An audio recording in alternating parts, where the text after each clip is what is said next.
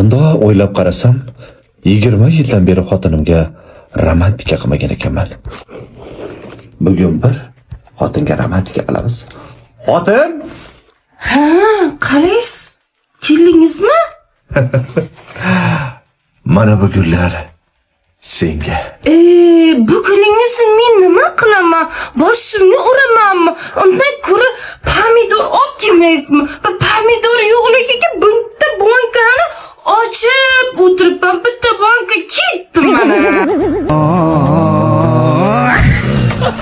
Ajabsınlar.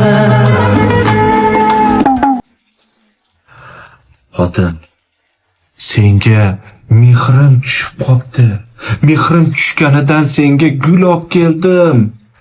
Kunda bir narsangizni tushirib yurasiz.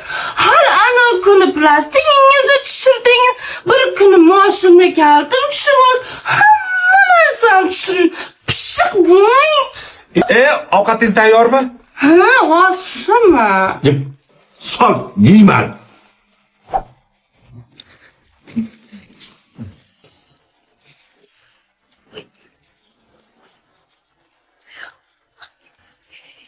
Xotin.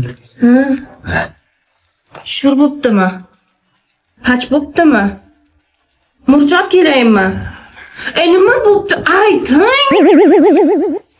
Tur, o'shim ko'zimga ko'rinmagan. Paypog'imni yuvib kelgan.